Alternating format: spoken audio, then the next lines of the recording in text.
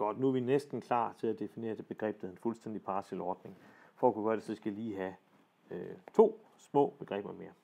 Og det ene begreb, det kommer her. Så lad os sige, at jeg har en partiel ordning. D med en ordningsrelation på. Tit, når jeg skriver partiel ordning, så gider jeg ikke skrive partiel ordning, det er så langt, så skriver jeg bare en PO. PO betyder partiel ordning. Så lad D være sådan en PO. Lad os sige, at vi har en delmængde af punkter Y i D. Og så lad os sige, at vi har et eller andet punkt X, som ligger i D. Så siger vi, at X er en øvre grænse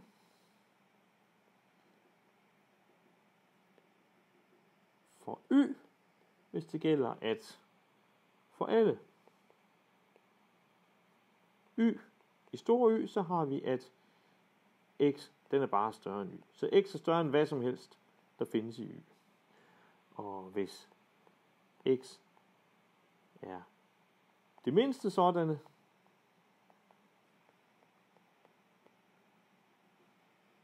så kalder vi X for den mindste øvre grænse for Y.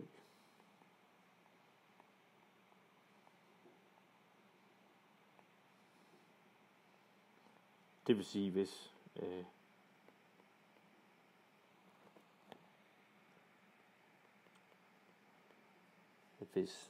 vi har, at X er en øvre grænse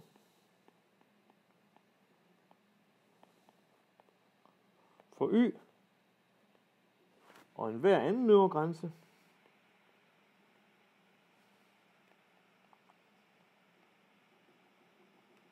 for Y. Z, den har at Z, den er bare større end lige med X. Så må X være den mindste øvre grænse. Lad os lige tage et eksempel.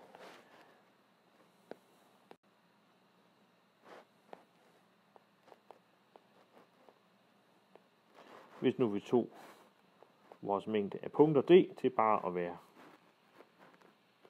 tallene 1, 2, 3, 4, 5, 6 og vores ordensrelation, den er bare defineret ved, at X er mindre end lige med Y, hvis X er mindre lige med Y i sædvanlig forstand. Det er klart, at det her valg af D, og det her valg af ordensrelation, det er en PO, opfylder betingelsen 1-3. Lad os så sige, at vi tager Y til at være mængden 1, 2, 3. Hvis jeg nu tager 4, så er 4 en øvre grænse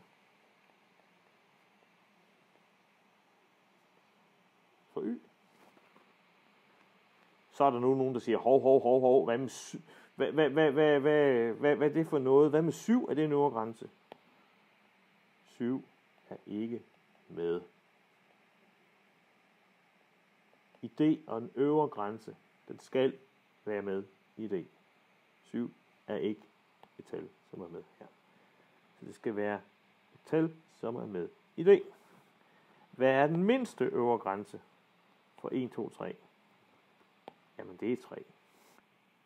Der er den mindste øvre grænse for Y. Fordi 3 er større end lige med alle de punkter, der ligger heri. Og der er i hvert fald ikke nogen punkter, der er mindre end 3, som opfylder den egenskab. 3 er den mindste øvre grænse for Y.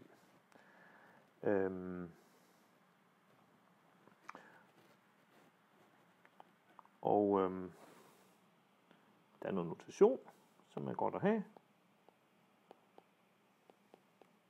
Det er, at hvis X er den mindste øvre grænse for en mængde y, så kalder vi også x for limes af y, eller lim af y. Så når så lim af y, så er det den mindste øvre grænse for y. Godt. Der er lige et begreb mere, men så er vi der også. Lad os sige, at vi har en på, en partiel ordning, en kæde i D, jamen det er bare en voksende følge af elementer i D.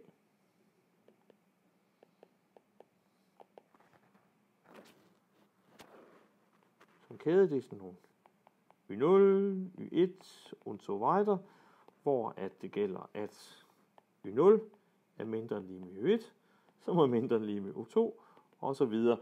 En kæde kunne selvfølgelig godt bestå bare af et element. Det er en meget, meget kedelig voksende følge. Faktisk kunne en kæde bare være tom, for det gælder selvfølgelig for alle elementer i den tomme mængde, at det her gælder. Så den tomme mængde er også en kæde. Et lille eksempel. Vi havde det før. Hvis vi havde en partiel ordning, hvor at D det var 1, 2, 3, 4, 5, 6. Og den her ordningsrelation er defineret ved, at x er mindre end lige med y ifølge vores det her, hvis det gælder, at tallet x er mindre end lige med tallet y. Jamen, så er den mængde, der hedder 1, 4, 6, det er en kæde i D. Faktisk er det ikke så svært at se for det her eksempel, at enhver delmængde af D faktisk er en kæde, men det behøves ikke at være sådan. Jeg kan godt i andre partielle ordninger komme ud for, at jeg kan tage en mængde punkter ud, og så er den ikke en kæde. For jeg kan have elementer, der simpelthen ikke er relateret til hinanden. Men en kæde, det er en voksende følge. Og nu har vi, hvad vi skal bruge til at definere, hvad en fuldstændig partiel ordning er. Lad os sige, at jeg har en på. Det kommer mindre lige med. Den kaldes en fuldstændig partiel ordning.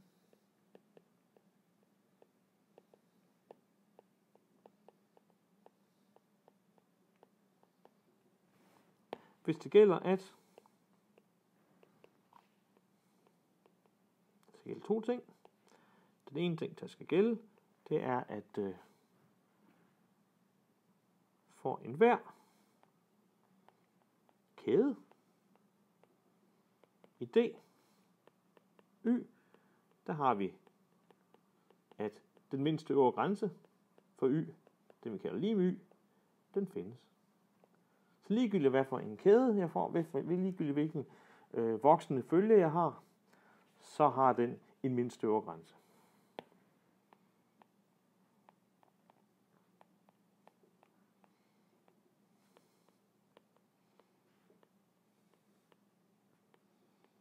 Det er den ene ting, som jeg gerne vil have. Og den anden ting, som skal gælde, for at man kan få lov til at være en fuldstændig partiel ordning, det er, at der skal findes et mindste element,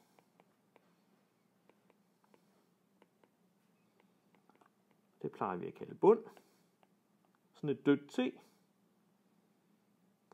Og hvad mener jeg med mindste elementet? Det er, at det her bundelement, det er mindre end lige med x for alle andre punkter i det. Så det bundelement, det er bare mindre end alt andet. Det er bare mindst af alle punkter. Så hvis en på opfylder det her, så kalder vi det en fuldstændig partiel ordning, og nogle gange imellem valgene, så kalder vi det også bare for en f på. Så det er, hvad vi er ude efter. Vi er ude på, i alt det her setup, det er at kigge på sådan nogle FPO'er. kun dem, så er vi der næsten. Vi skal lige have fundet ud af, for at kunne få vores resultat om fikspunkter, hvad det er funktioner, som skal have fikspunkter, de skal opfylde. Det tager vi nu her i næste afsnit.